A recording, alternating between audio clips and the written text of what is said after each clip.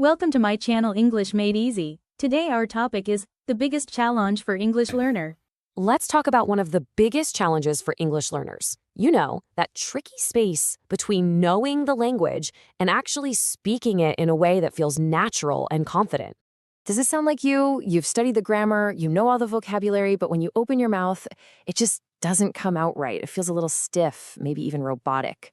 Well, you are definitely not alone. It's a super common thing called the fluency plateau, and it's frustrating. But don't you worry, we are going to get you past it today with some really simple, powerful tips. All right, let's dive right in. First up, we're going to look at a few little secrets that native speakers use all the time, probably without even thinking about it, to make their speech just flow. Okay, so here's the thing. We're often taught that filler words like or are mistakes, but that's not the whole story. In fact, they're actually a super important tool. Think of them like little thinking pauses. They give your brain a second to catch up, and they make your sentences connect way more smoothly. It also tells the person you're talking to that you're engaged and thinking, which makes the whole conversation feel more natural. And here are some of the best ones. Words like well, or actually, or my favorite, they're not just noise. They are the perfect thing to say instead of just having an awkward silence while you figure out your next words. Honestly, these are going to be your new best friends for sounding natural. Now, don't go crazy and try to use them all at once. Just pick one or two that feel good and start practicing. Let me show you what I mean. Without a filler, you might say, I prefer working in the morning. It's totally correct, but it sounds a little blunt, right? Now listen to this. Actually, I prefer working in the morning. See that? It just instantly feels more conversational, more relaxed. Such a small change, but a huge impact. Okay, moving right along. Now that we're sounding a bit more natural, let's work on sounding more confident when we're sharing our own ideas. Think of these phrases as little flags. When you start a sentence with, in my opinion, or I strongly believe, you're telling your listener exactly what's coming. You're signaling, hey, this is my perspective. It automatically adds a little bit of weight and authority to what you're saying, and it makes you sound way more sure of yourself. Here's a perfect example. Starting with, in my opinion, just frames the whole sentence. It's not a dry fact anymore. It's your personal, thoughtful belief. It's a tiny tweak, but it completely changes how people receive your idea. So, of course, context is everything, right? The way you share an opinion with your friends is probably going to be different from how you do it in a business meeting. When you're in a professional setting, being polite is absolutely key to sounding both confident and respectful. These right here are some absolute must-haves for your professional toolkit.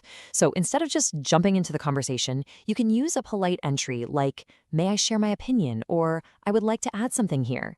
It shows that you respect the other people in the conversation, but it still allows you to put your ideas forward with confidence.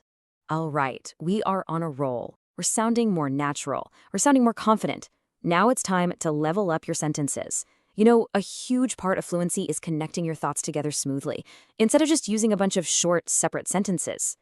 Okay, check out this example. You could say, I was tired. I went home. Grammatically, it's perfect, but it sounds a little choppy, doesn't it? Now listen to the difference. Since I was tired, I decided to go home. Wow. By using one little word, since, you've connected those two ideas into one smooth, elegant sentence that shows the relationship between them.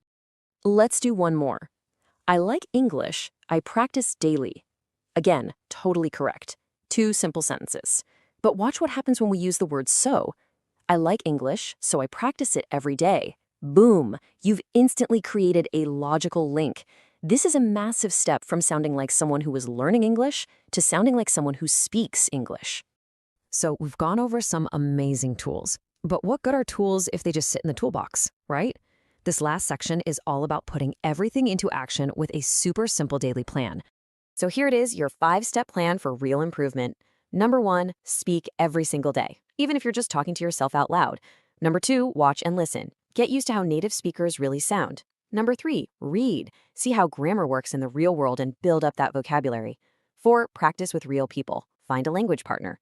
And number 5, and this one is maybe the most important, do not be afraid to make mistakes. Seriously, mistakes are just proof that you're trying and learning. And this right here really gets to the heart of everything. Fluency isn't about never making a mistake. It's about consistent practice.